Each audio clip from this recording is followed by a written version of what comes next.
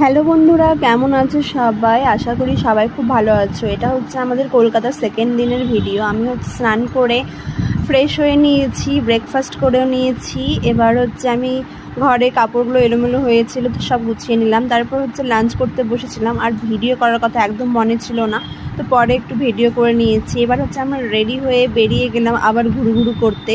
তো দেখো, আমাদের যে রুমটা নিয়েছিলাম তার পাশেই হচ্ছে কত কাপড়ের দোকান ছিল, কাপড়, ট্রলি ব্যাগ, তারপর জুতো, অনেক কিছুরই দোকান ছিল। তারপর প্রতিদিনের মতো আমরা আবার স্টেশনের কাছে ওয়েট করছিলাম, ক্যাব বুক করেছি।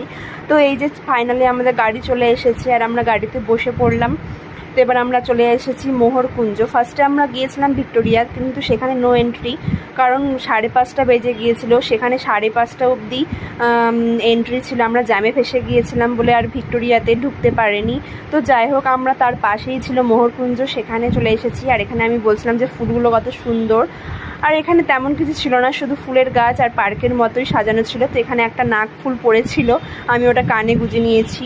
তো ভালো লাগছিল ফুলটা দেখতে।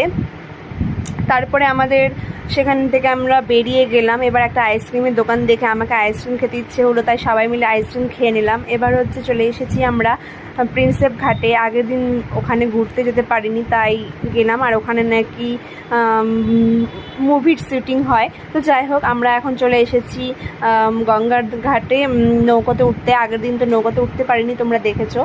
তো দেখো গঙ্গার যে সিনটা রাত্রেবেলা কত সুন্দর লাগছে দেখতে। দিনের বেলা হয়তো আরও ভালো লাগতো। তো যাই হোক, আমরা রাতেই এসে উঠেছি আর বাবু ভেতরে ঢুকে গেছে নৌকার।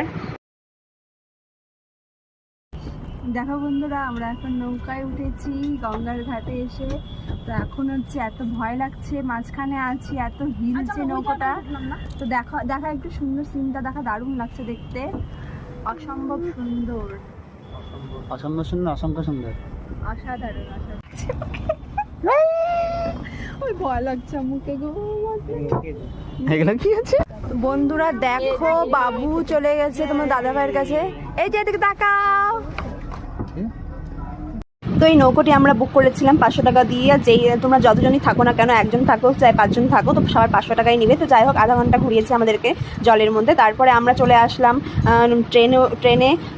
ট্রেনে করে। এখন আমরা চলে এসেছি ব্যারাকপুর। সেখানে নাকি একটা ভালো রেস্টুরেন্ট আছে, তো দাদা বৌদি রেস্টুরেন্ট, সেখানে আমরা চলে এসেছি খেতে।